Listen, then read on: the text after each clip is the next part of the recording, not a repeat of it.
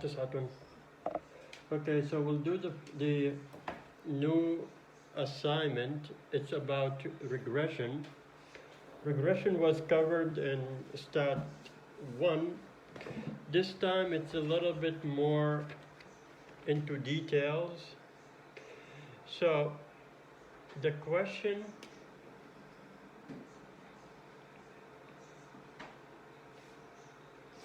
was they took a sample of 10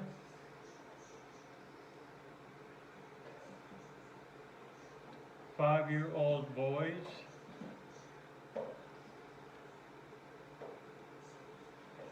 They recorded their height and they recorded their weight. They also took everything, put everything in Minitab, and Minitab gave them the answer here. This is your X, this is your Y. You're always predicting Y.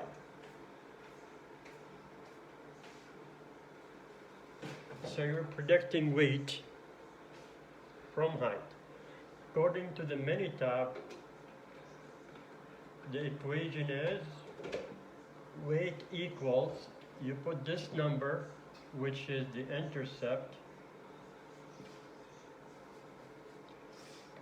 and this number plus 17515, that's the slope. This is y-intercept,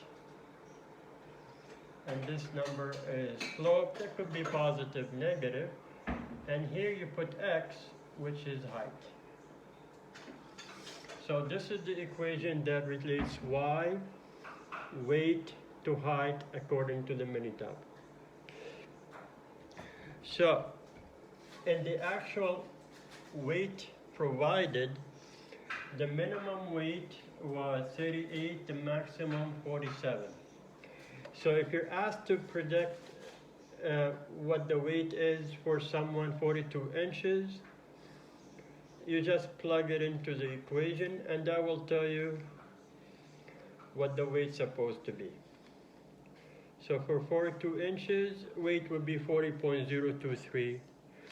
So you can predict weight for any height between 38 and 47, whether the number actually exists or not, but it has to be between 38 and 47. Anything more than 47 or less than 38, this equation is no longer good. It's outside regression. The regression is only good for those between 38 and 47. And the number could exist, there could be a number like it, or not exist, doesn't matter. Okay.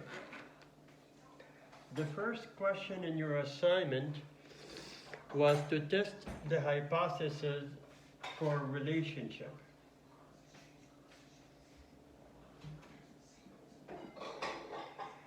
And define whatever the parameter is.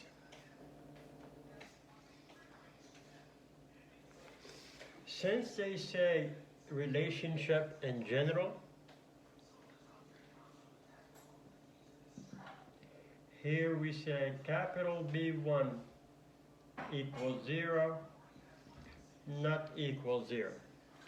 If they say test to prove that there is positive relationship, in this case, here you say greater than 0.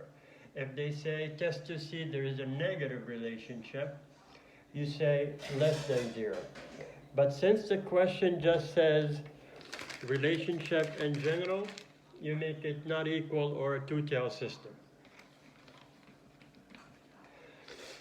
To define the parameter, the way we define B1, let B1 be the average. Now, before you put the next word here, this word could be increase or decrease, depending on the sign of your slope. Since your slope here is positive, you say increase. So let B1 be the average increase in whatever the Y is. So average increase in weight, and that's in pounds, for every 1 unit X. So for every 1 inch in height, for the population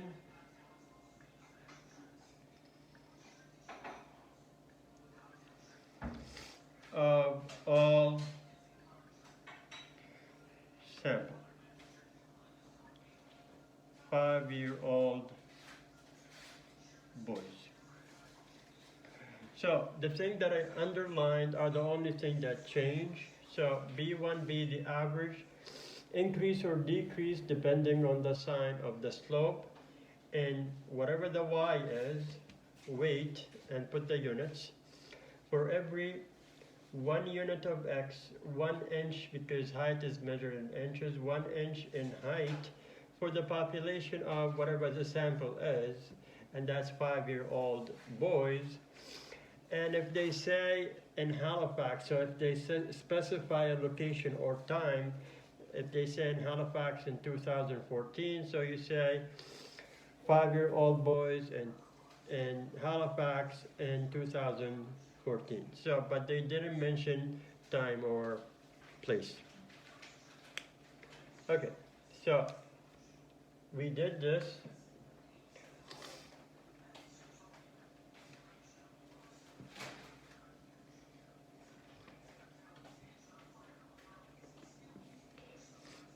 And the next question is, you need to assess the assumptions and conditions.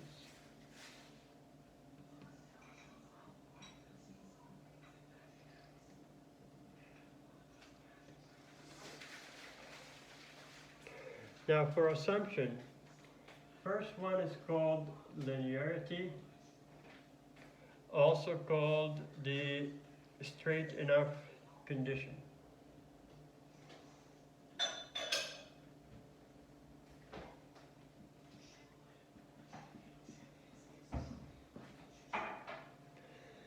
You look at this graph. There are Minitab provides 5 of them. 4 will be given like together, and 1 will be by itself, and it's a little bit bigger than the other ones. This is called the scatter diagram. You'll see the scatter diagram, a straight line was fitted, so we're good. And the line looks straight. So you say condition is satisfied. A straight line or looks straight, or the scattered diagram looks a straight line, looks like a straight line.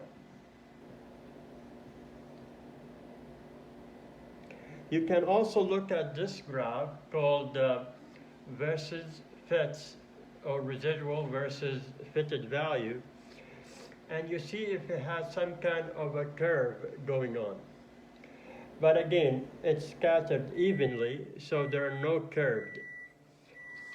And no curve in the fitted value versus residual plot. So we're good. Now, the second condition is the independence assumption.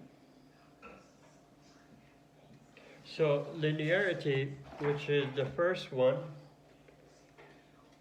or straight enough, this one is met. Condition 2 is the independence. And we know that the sample must be selected randomly. This is not mentioned in the question that it was selected randomly. So not met, the sample was not selected randomly, cannot say that errors are independent. We can't really assume that the errors in this case for the regression are independent since the sample was not selected randomly. So condition number 2, not met. Condition number 3, equal variances.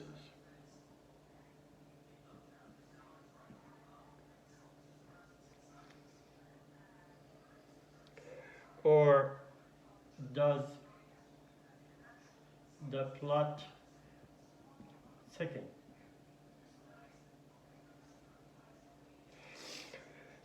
In this case, we look at this graph.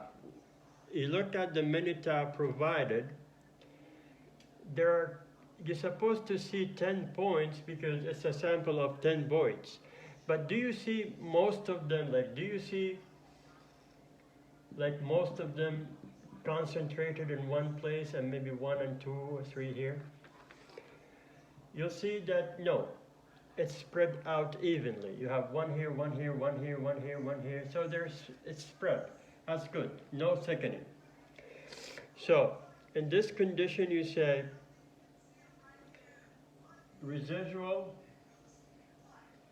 versus X, or also called residual versus predicted value, show no thickening, spread evenly. So this condition met.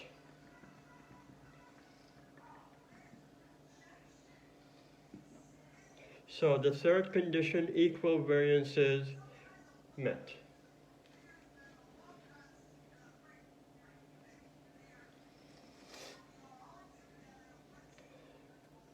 Condition number 4, nearly normal condition. We look at the histogram. Does the histogram look almost symmetrical or bell-shaped? Yes. So you say condition met, looking at the histogram, we see almost symmetrical,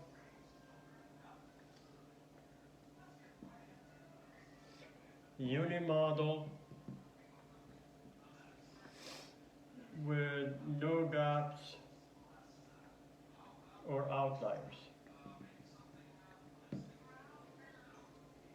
So normal or nearly normal condition is satisfied.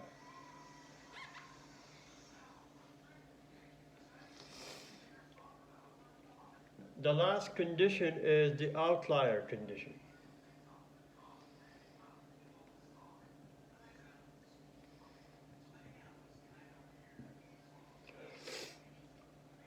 Looking at the histogram or the scatter diagram, do you see, you see the line, the points are very close to the line. Do you see a point, one of the points, far from the line, whether here or down? No. So you say met, looking at the plots or looking at the histogram, looking at the scattered diagram or the other plots,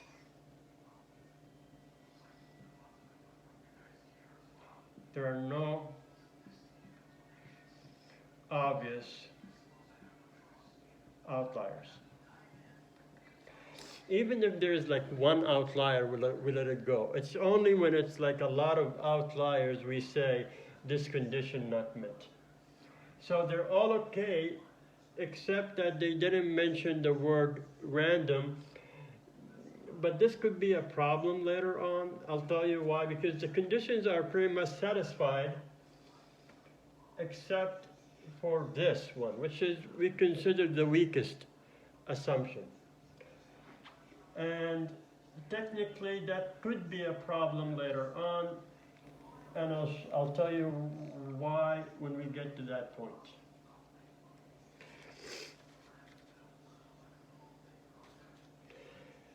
Okay, the next one is, what test would you use? What's the value of this test? And what's the p-value of this test? When we're testing relationship, we use a t-value. And if you go to your Minitab, in the table called coefficients, there are two t-values. One with the word constant and one that comes with the height. You always pick the second one. So the value is 2306, and the p-value would be whatever next to it.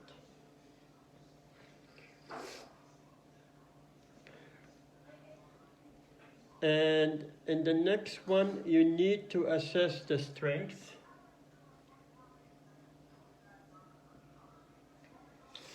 Looking at that strength table, I sent it to you at some point. You'll see this is a very small p-value. P-value of 0.000 is actually less than or equal this, which is the last one. So very strong evidence for HA. So we have very strong evidence for HA.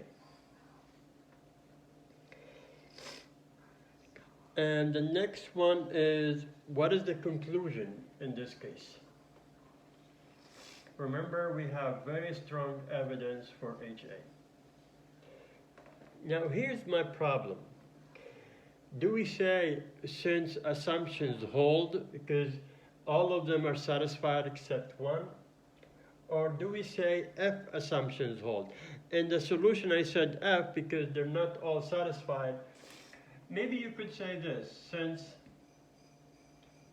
assumptions hold except independence assumption. Maybe you could say that just to be in the safe side, because they're all okay except this one. So, since the assumptions hold, we have very strong evidence for HA. So we have to state what the conclusion is in terms of strengths. And we just said in strength that we have very strong evidence for HA. Now, HA is what? That the average increase in weight for every inch in height for the population that there is. We have strong evidence for HA, or for that, or evidence that there is a relationship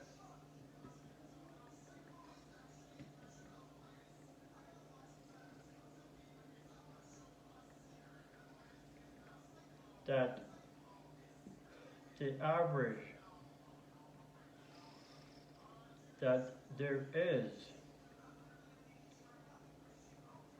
an average increase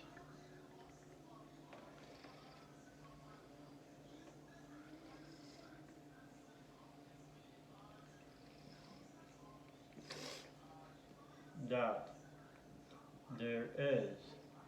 So we have evidence that there is a relationship, that there is, sorry, an average increase in pounds in weight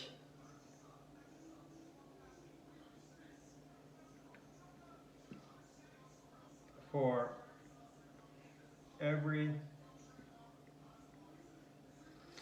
1 inch in height for all 5-year-old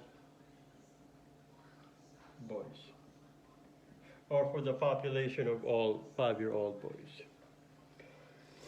Okay, so every time when we talk about confidence interval, I'm gonna say this. You could either, when you go to look at the solution that I provided, you could leave it as it is, because the way I have it now is if assumptions hold, because one of them doesn't.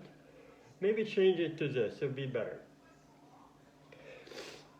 And in the next one, calculate, so let me,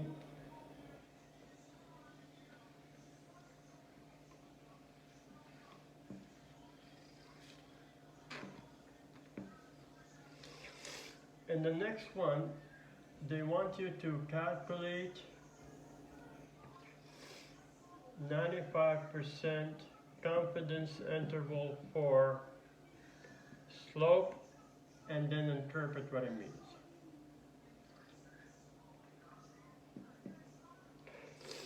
Now, the confidence interval slope formula is we take B1 plus or minus T star SE of B1. So let's do one step at a time.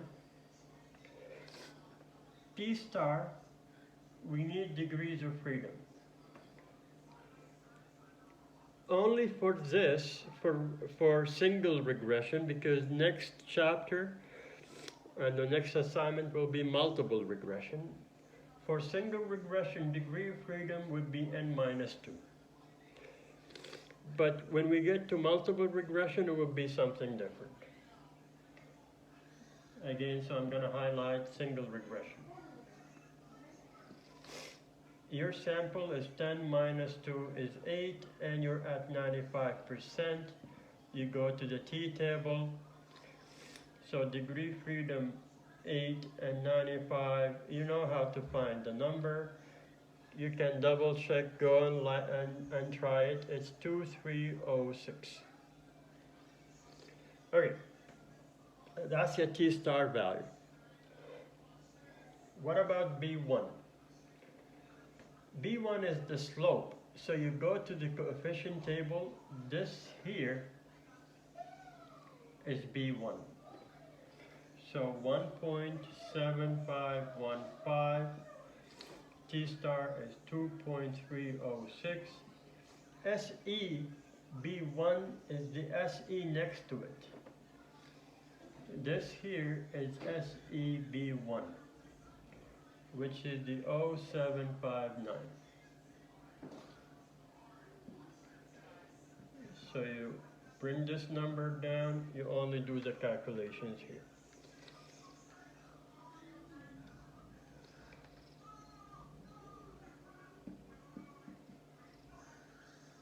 And then you add them and you minus them. When you minus,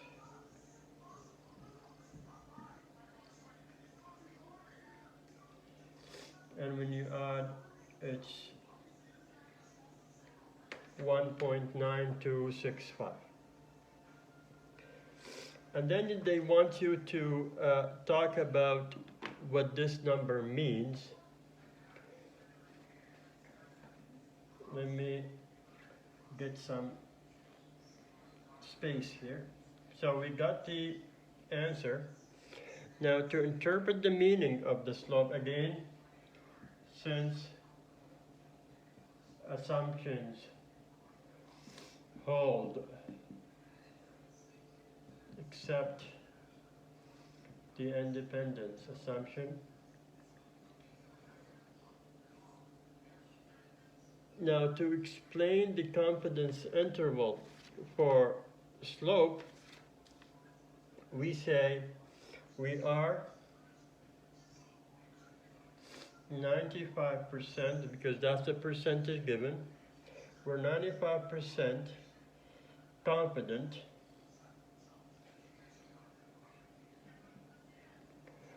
so percentage could change, but it's usually 95%. So we're 95% confident that as x, as height increases by 1 inch,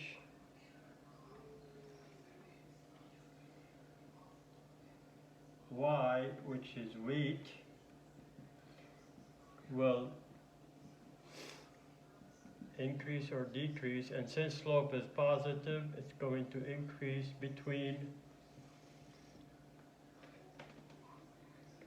you put the first value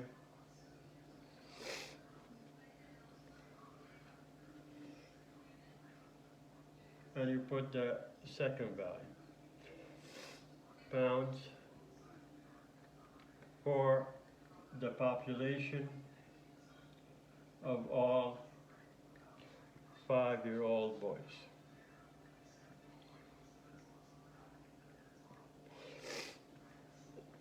So this is the standard. These two numbers could change, and for all, whatever the sample is.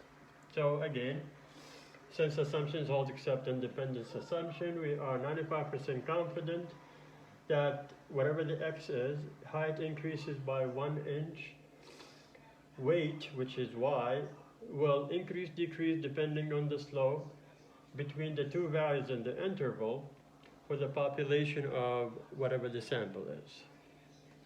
Okay.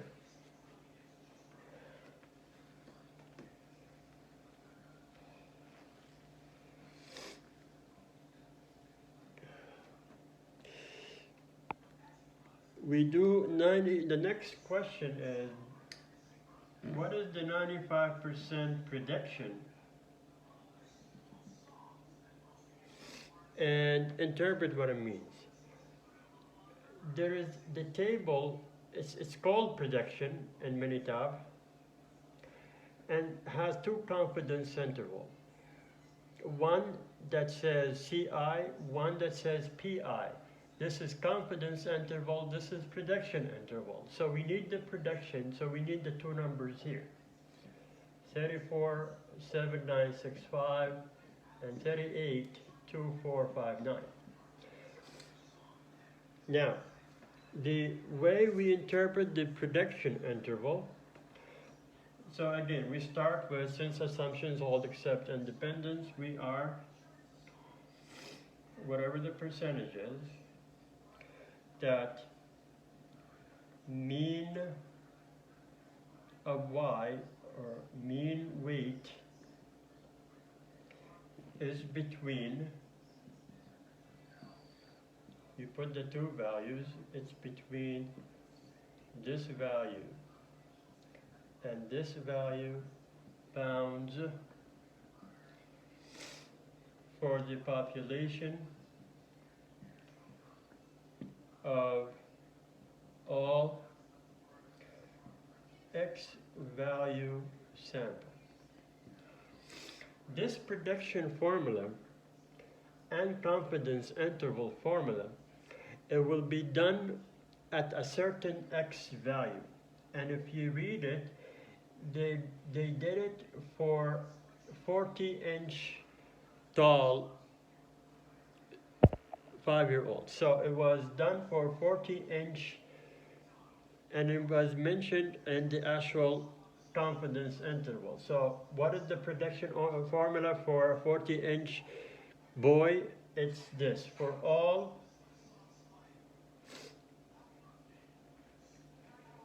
I made a mistake, sorry. I explained the confidence interval for, not the prediction, the other one. The prediction is done a little bit different. Sorry. This is for the next one. Again, they ask for 95% confidence interval for 40-inch boy. And you go to the mini tab, you put it. But the way we explain prediction interval, we say this: we predict with whatever the percentage is, confidence, that actual, whatever the y is, actual weight of a randomly selected, whatever the sample we have,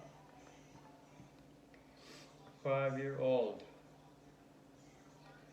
boy, that is, and you put the x value provided, that is 40 inches in height, is between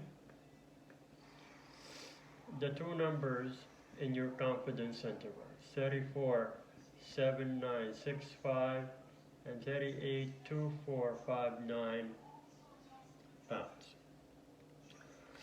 So the way we explain the prediction interval, we say we predict with 95% confidence interval that the actual, whatever the y is, weight for randomly selected, whatever that sample is, 5-year-old boy, that is, the x value provided and the confidence, 40 inches, is between the two numbers of the confidence interval. Okay.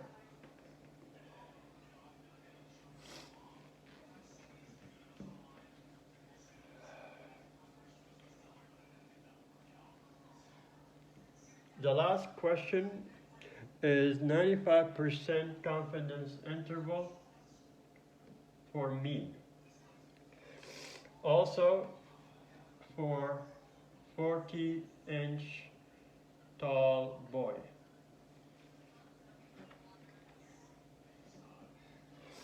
The confidence interval, we go and select this one.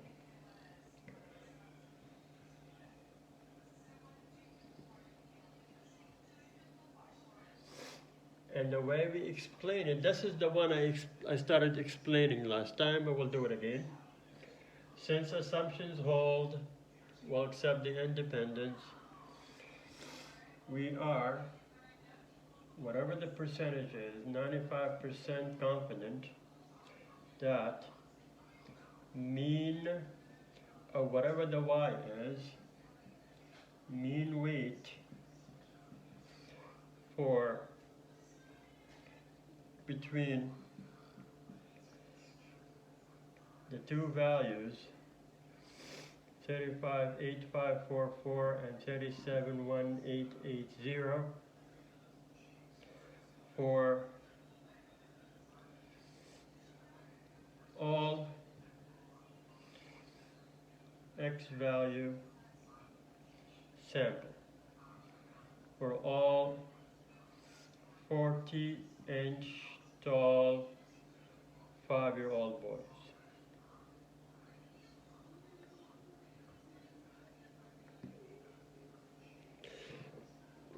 So, this is how you explain the confidence interval when it's for the mean. Now, for the assignment, the questions are done. There are a couple of things that I want to talk about that will be asked also in this chapter.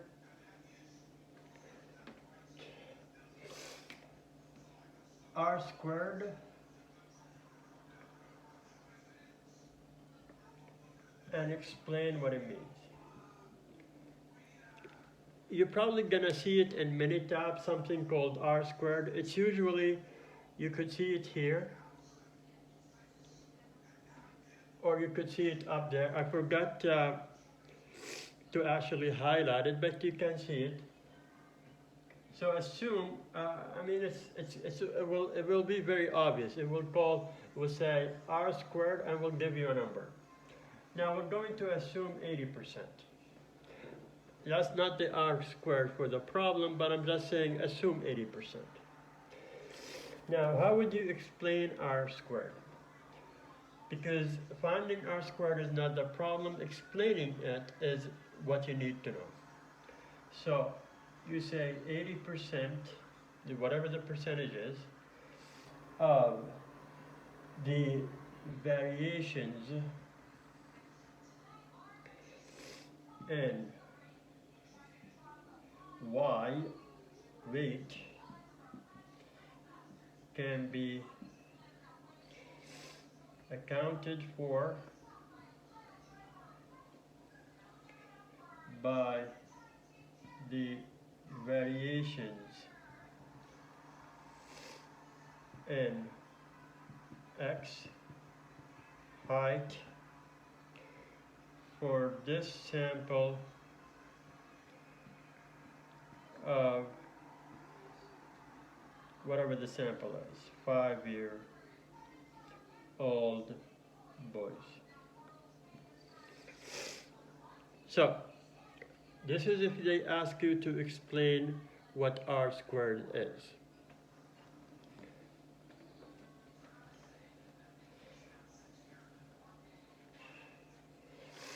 Also, at the beginning of the question, remember when we were given height and also given weight for 10 different kids?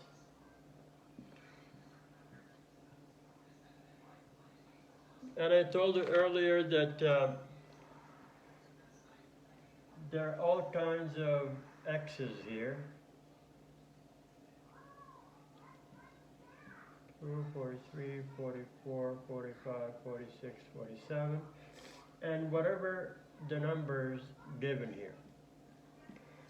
I don't really know the number off of my head, but there are numbers here. The numbers in the table called actual values, or y actual.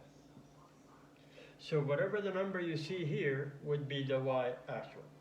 So let's say, for example, and again, I'm making this the number up. Under 42, let's say that this number was 45 pounds. I don't know what it is, but we'll assume now that they give you this table, and for this boy that's 42 inches, his weight is 45 pounds. They could ask you, predict the weight for a 42-inch boy. Well, 42 is within range, so we can predict. Predict is basically using the formula. And the formula, as you remember, I said it at the beginning of the video. Formula would be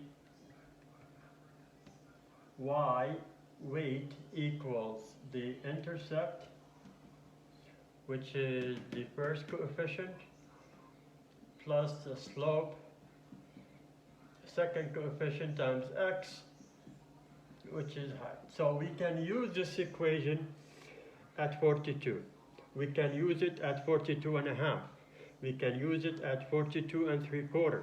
We can use it at 46, but we can't use it at 50 because it's outside range. So any number you already have, you can use the equation. Anything between those numbers you can use, but not outside range. So when they say predict, that means use equation, meaning plug in the equation. So we're going to plug 42 in the equation. So weight equals negative 3, 5, 4, 7, 1, 5, and 42 inches. So we take calculator, 5, 4, 7, 5, 1, 5, 42, and this number gives you 40,023 pounds. So our prediction is 40.023 pounds. But the one in the table, which is again the actual, is 45. They're not necessarily the same, they're never the same, but they're usually close to each other. So after predicting, they tell you, well, if that's the case, then what's the residual for the 1 inch, sorry, what's the residual for 42-inch boy?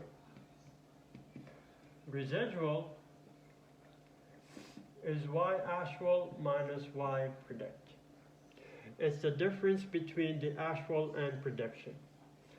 So your actual is 45, your prediction is 423. The difference between them, that's your residual.